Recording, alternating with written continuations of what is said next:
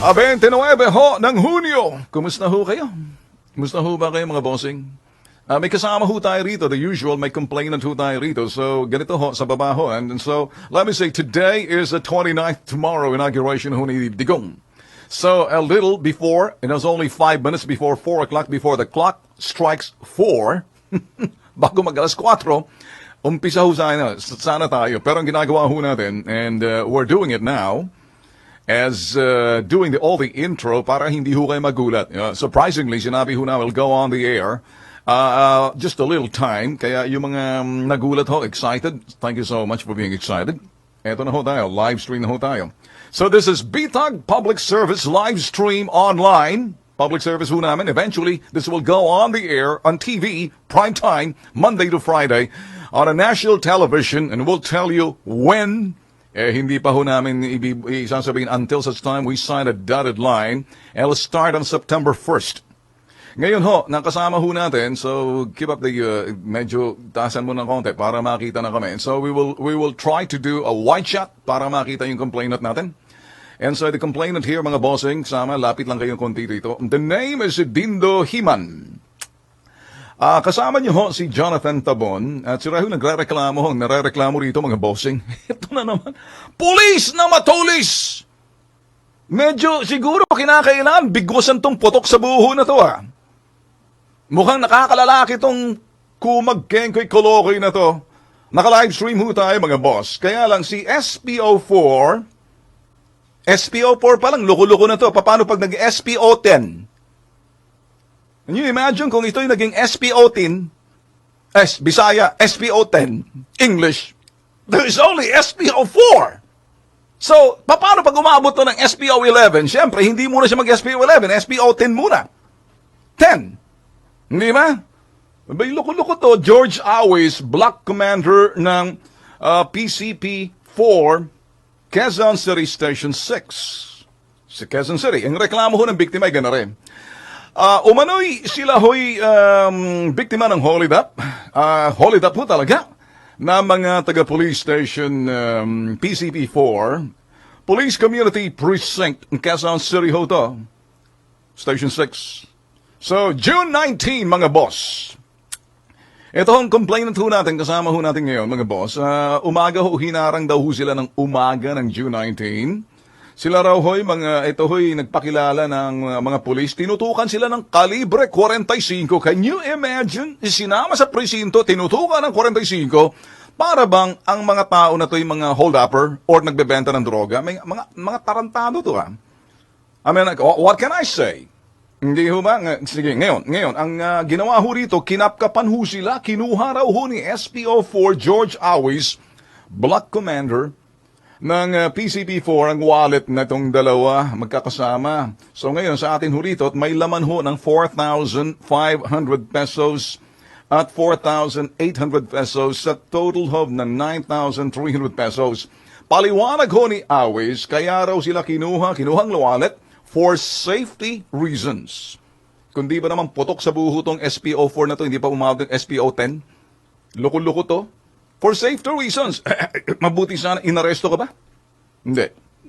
Okay, lapit ka ng konti sa mikropono. Okay, sige. Inaresto ka ba? Hindi po, sir. Alright, sige. Pakwento mo sa akin. Pero may daladal kang manok. Mayroon po, sir. Bakit anong kakatayin mo ba manok? Gagawin Hindi, tinola? papunta po kami ng San Mateo po, sir. Para? Para magsabong din po kami dun sa legal na sabungan po. Okay, sabungan. Okay, sige. Opo. So ngayon, nasalubong namin yung tauhan yan ni George Awis po. Kami papunta sa Mateo, sila pabalik na ng barangay. Okay. So hinarang ko po kami yung motor namin. Saka tinutuwa kami ng baret pag nakita nila ang manok ng dala namin. Manok lang. Ano ba? Opo. Baka manok mo may droga. Wala po, sir. Baka naman nakatali dun sa panang manok may droga. So anong nangyari, sir? Wala. Wala po, sir. Okay. Bumalik kami, sir. Okay. Sa kinuha yung manok namin, sumunod kami sa kanila. Kinuha ang manok ninyo? Opo, sir. Opo, sir. Bakit kayo tinutukan? Manok lang ang dala ninyo. Kasi po, sir, ang merong tupadano sa amin, sir, mga 1 kilometers pa po, sir, na ano. Pero ang layo, sir. So, may kami papunta tupadan. kami doon, opo. So, yung pulis nga humarang sa amin galing sa tupadahan, siguro wala silang nahuli doon. Kaya kami ang... Sa makatuwid, parang may operation sila ng Opo. tupadahan Opo. ng pulasan. Opo. So akala kayo papunta ng tupadahan. Sa kalsada po kami dinampot, sir, hindi sa tupadahan. At sa- Tinutukan kayo ng baril. Opo, sir. Yung tauhan ni ano. Hindi lang namin hindi pa yung pangalan dahil sila nakasibilyan. Ako civilian. Pero itong si Awis. Si Awis po yun ang... Si hindi ka type namin. SPO4 pa lang. Opo. Siya po ang kumuha ng dalawang wallet na namin. Okay. Staff natin, tatawagan nyo nga itong Colonel kung sino pwede makausap na sa telephone and give us the phone number so we can figure it out. So itong sinasabi ninyo, dinala kayo sa presinto.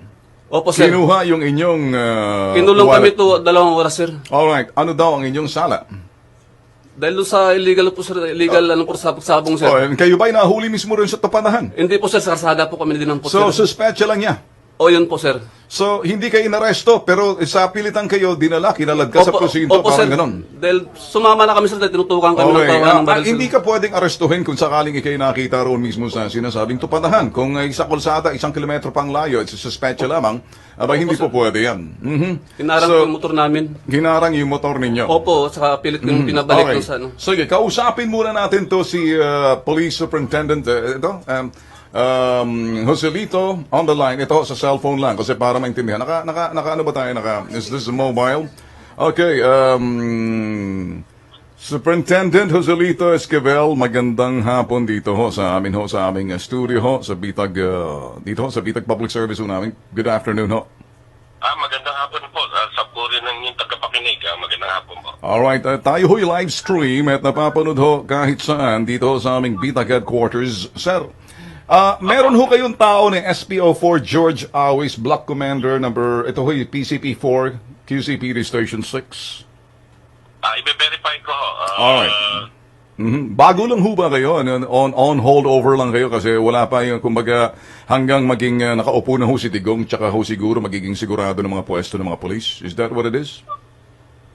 Meron ang report na may massive rebound pero professional naman ho tayo. Alright, Hintay no. natin. Kung Alright. anong order, isundin po natin yan. Alright, sige sir.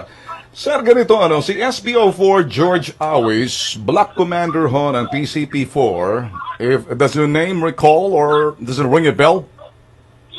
Medyo bago pa ako sa Alright, pero okay. i-verify po natin yan. Alright, sige. Sakali ho ma-verify ninyo and I would very interested, samahan ho namin ang complainant kasama ho yung aming mga bitag staff and I'm using a cell phone. Ito ho si SPO4 George Awis ng June 19 na umaga, hinarang ho ng 2 taong may dalahong mga manok at sila naman ay umaamin magsasabong daw ata sa San Mateo pero somehow nagkaroon daw ho ng sinasabing operation doon sa isang tupada. Nakita sila, wala tang nahuli. Sila ang pinagdiskitahan sasakay ng tricycle papunta sana sa San Mateo. Ang layo ho. So, kinaladkad ho sila sa presinto, tinitukan ng 45, kinuha yung mga wallet ho nila. At pati yung manok for safekeeping. Up to now, ano nangyari sa manok mo, bossing? Wala, sa kanila po namin nakuha. Hindi pa yung manok, nandoon pa sa presinto. Okay, lapit ka sa mikropono. So, nasa presinto pa rin ho yung manok? Opo, Hanggang sa yun? kanila pa po yung manok namin. At saka yung pera mo nandoon? Nandun po. Narinig nyo, Colonel? Wala na pong laman yung wallet namin. Tayo naman po, pag may ganyan po, papuntahin nyo lang sa office ko Alright. yan. Paimbestigan po natin yan. Sige, ganito ho, papupuntahin sa office. Pero sa akin, sir, kinitinitimbre ko na. Ito, pag nalaman ho ni Digong tong ganito, patay to, baka matapon sa Mindanao tong kumag kengkoy na to. Sir, sa akin lang, I know na hindi nyo kukonsintin to. Kami ho na tumawag sa inyo para naman ay tumulong ho kayo sa amin. Kami ho tutulong din dahil sabi nga ho natin, change is here. Sige po, at papuntahin nyo lang po sa akin yung complainant sa office ko at paimbestigan po natin yan. At sa akin lang, sir, ang manok, hinakailan sa uli, yung hong mga pera nila na 4,008. Lahat-lahat over, yung isa hoy, 4,008, yung ita 4,005, total of 9,300. Hindi ho sinauli, ibinulsa ho ng putok sa buhong si Awis. Sige ho, papuntahin nyo lang yung complainant. Okay, sige ho, sasamahan ho kayo ng bitag staff o the cameraman para makita ho namin pagta-turnover ho ng pera. Tsaka yung manok, baka ginawa hong tinola. Sarap siguro pa. Sige ho, iimbestigahan po natin yan. Pero hindi ka kasama ka kumain ng tinola kung sakaling ililuto yung tinola ng manok. Hindi naman siguro, sir. Sabi ko, sir, baka naman siguro tininola na tapos pinakain doon sa presinto. Pero I'm sure, hindi kayo kakain ng bagay na hindi nyo na kayo alam. Hindi po natin alam po yan. Okay. Kaya nga po, imbestigahin po natin. Alright, sige, sir. Yung complainant. Alright, sige. At bibigyan po ng investigator na para Okay. malaman ang katotohanan ng kanilang Kami ho'y magiging saksi, hindi lang saksi. Kami ho'y titingnan ho namin. Talagang sa pag-iimbestiga nyo ho, pag-iimbestiga ho namin, kinakailangan parallel investigation ang gagawin para mabigyan ho ng hustisya mga taong kapareho ho nito. Para naman sa bago hong termino, eto hong pagpasok ng June 30, changes here. Yun lang ho, sir. Maraming salamat. Maraming salamat po. Alright, sige. Alright, ito ngayon, ganito lang siguro muna, bossing. Nakausap na natin to si Superintendent Joselito Esquivel. Ako yung sistema, ako yung taong may sistema na iba. Hindi ako pwedeng lukohin. Wala akong pakialam, Colonel General, kung sinong Talpulano, Estas, Judas, Barabas, at Satanas. I promise you, makukuha mo to. Kapag hindi, ipapuro-produce ko sila ng perang kinuha sa inyo. Paano ba kinuha yung wallet, boss? Pakikwento mo sa akin. Kinuha mismo sa inyo bulsa o sinorenter nyo? Hawak po namin yung ano, sir, yung wallet namin, sir, eh.